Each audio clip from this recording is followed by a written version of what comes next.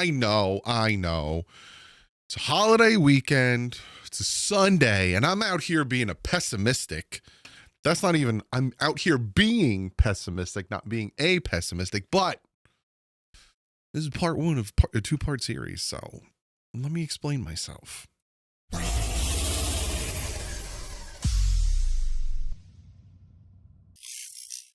What is up, Fin fans? Hope you're having a fantastic Sunday. Yes, you are getting a DouglieDoWrong video on Sunday. Tomorrow, I will be talking about optimism with the 2025 season. Then on Tuesday, I'm giving you my record prediction for the 2025 season. Then Wednesday, I give you the picks like I do every year. Again, if you'd like to join the Pick'em League, it is linked in the description. The password is Finsup with a capital F. Thursday, I think I'm going to take a day. Unless news breaks or something. I don't know. Friday, we are previewing the Colts game, and then I'll be live, 1 o'clock, with my father, live streaming the Colts game. I'm also in talks with a certain NFL player to potentially do something for you guys. So I got a lot planned for this week, and we're all very close. We are very, very close to 53,000 subscribers. I will tell you, as of me recording this, the exact number we are sitting at, and it is 52,916. I need 84 more subs. So if you're new to the channel and you like this content, go back and check out my other content. Hit that subscribe button. Let's get to 53 before Sunday. So today we are talking about pessimism, pessimistic, a pest. And I asked you guys in the post and as well on Twitter, which one would you like first? And obviously a lot of you guys wanted the optimistic one first, but then I thought to myself, I don't want to go into the season on negativity. I think one of you guys even said that, and if you notice a giant cut on my finger, I took skin off my finger. It hurts like the dickens. One of you guys even said that. I'm like, that's a good idea. That's like a good thing, right? Well, get being negative out of the way, and tomorrow we'll talk about being positive and yada, yada, blah, blah, blah. So today we are talking about why you might be pessimistic or why you might be negative going into the 2025 season, or things about this team that might make you feel negative going into the 2025 season. So obviously this team isn't perfect. We're not looking at the Philadelphia Eagles. We're not looking at any of these teams that have all these great attributes to it. So there are aspects to this team that makes you uneasy. It makes you a little negative going into the 2025 season. Maybe I'll change the title. Well, things about the Miami Dolphins that make you feel uneasy. I don't know. I think it's pessimistic. I'm going to stick with it. So the first thing on my list, and again, it's not a list of 1 to 10, it's just dashes, the cornerback position. I don't think anyone really going into this season is sitting back feeling fantastic about the cornerback position. We just signed Rasul Douglas, so he kind of has to get accustomed and understanding of what this team is going to be. Outside of that, we have Storm Duck. We have Jason Marshall Jr. because we cut Mike Hilton. Jack Jones is on there. Juju Brents, who we claimed off of the Colts. Artie Burns is gone. Jason Maitrey's gone. Kader Kohu. These guys are all on IR. Then you got Ethan Bonner, Jason Marshall Jr., and Cam Smith. So you're looking at this cornerback group, and none of it really makes you feel confident going into the season. Because again, you have Rasul Douglas. Didn't have a great year last year. What Rasul Douglas are we going to get? And obviously, you look at the last bill that we brought into the secondary. You had Jordan Poyer, who was a mercenary, kind of taking out our own players and costing us games against his former team. And then he goes to Buffalo and he's like, keep receipts. Take your receipts, crumble them up, and shove them. Because we keep receipts about you taking out Jalen Phillips and then costing us the Bills game by having that hit and they kick a 61-yard field goal. Kick rocks. Anyway, so that cornerback position, right? It could work. And again, this is that's more for tomorrow. But when you look at it and face value, you're like, ugh, are we a little bit in trouble there? Is this something we're in trouble about? So obviously the cornerback position definitely gives us a negative feel going into 2025. The other, and this is the big one, this is the one that has been talked about, Tua Tagovailoa staying healthy. Obviously, we've seen when he is healthy, aka 2023, we win games. We win a lot of games with him. But there's been so many times that he gets injured, and then we have someone come in, and this year it's mind-boggling, right? He gets injured, and we have Jacoby Brissett come in, and it's like, oh Jesus! And then he gets injured, and we have other backup quarterbacks come in, and it's like, oh, and now we're sitting here, and God forbid this man gets injured, we got Zach Wilson as our backup quarterback coming in. Does that give you any sense of, ooh, this is going to be fun? No.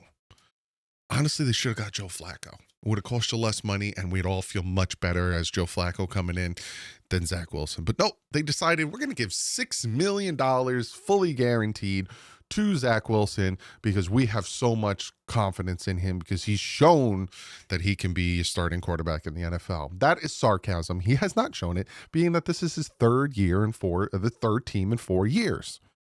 So that is definitely something that you can be very apprehensive, negative, pessimistic, whatever about, is the fact that if Tua can't stay healthy again, the season most likely than not is going to go down the pooper. And let's hope and pray, and again, this is for tomorrow, that the man learned. Maybe he learned. The other thing, the tight end position. We are relying on Darren Waller, who hasn't played football in a year, who hasn't done OTAs, mini camp, training camp. We haven't seen him with our physical eyes all offseason, all training camp, all the time. And now we're sitting here like, let's do it. And if it's not him, it's Julian Hill or Tanner Conner. That's it. So you look at that tight end group and you're like, God, I hope Darren Waller is healthy and in great shape and comes out and plays like he did with the Raiders. Because if not, geez Louise, are we going to be really depending on Julian Hill and Tanner Conner?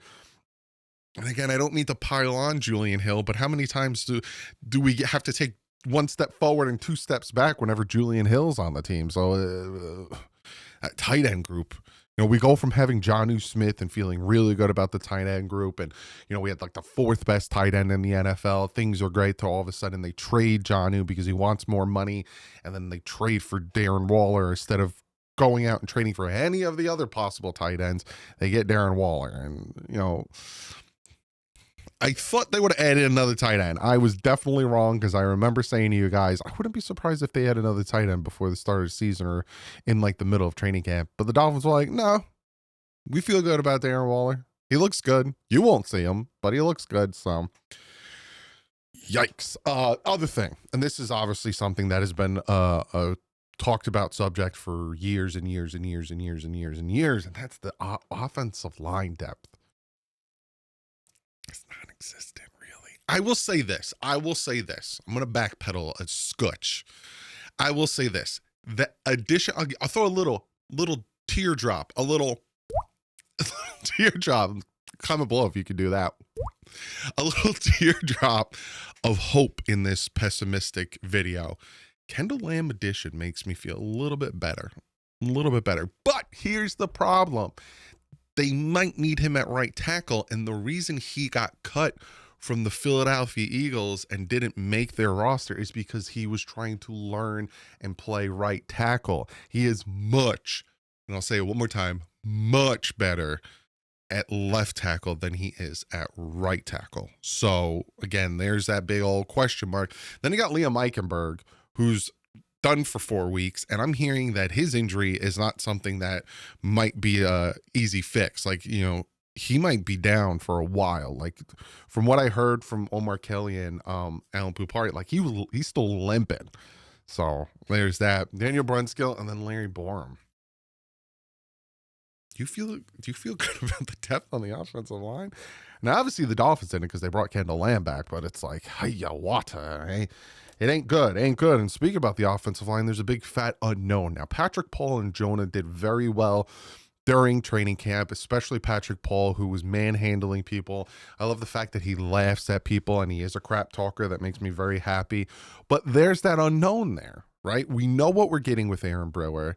We don't know necessarily in real live action games what we're getting with Patrick Paul, what we're getting with Jonah, what we're getting with James Daniels and Austin Jackson. We haven't seen them all training camp. There's big, fat, bulbous unknowns all across that offensive line. And for this team to be successful this year, they need to be able to run the ball. They need to. And if this offensive line can't get it going, it don't matter who's back there. It's something you're going to really worry about. Like you're really, really going to worry about. And again, it makes you feel uneasy. Another thing, you look at the schedule. We got some tough stretch of games. Obviously, you got Baltimore, Buffalo, Washington. Now, the Washington game was scary at the beginning of the season. The more I'm thinking about it, I'm like, but it's still a tough stretch of Baltimore, Buffalo, and then Washington. Now, I will say those 3 games are home, right? So it makes you feel a little bit better, but it's still a tough stretch of games. Los Angeles isn't a team you can really put your nose up at.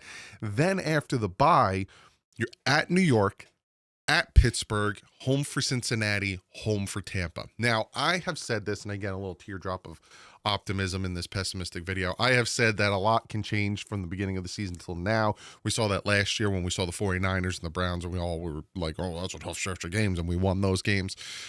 But on paper right now, Tampa Bay is a hard team to beat. Cincinnati, Joe Burrow, that offense, especially those receivers against our secondary, that is a big fat question mark, hard to beat. Pittsburgh is always a hard team to beat, especially when you're in Pittsburgh on Monday night. Difficult team. And then we don't know what the Jets are going to look like come December. And again, it's in my neck of the woods in December. So there's a tough stretch of games. You know, there's 2 sections of this schedule that you have a tough stretch. That can bring you some apprehension. You might need to take some medication. That was horrible. I'm sorry. But you know what I'm saying is there's a part to worry about. And then the last thing, and this last one I wrote on here because I was sitting here and I was like, oh yeah, we don't have Jason Sanders for 4 weeks. And it's not like it's 4 weeks because the way the schedule works, we have the Colts, the Pats, and then Buffalo. Pats and Buffalo kind of in the same week, that Sunday to Thursday. Then we don't play a football game of the week of the 21st. And then we have a Monday night game against the Jets at home.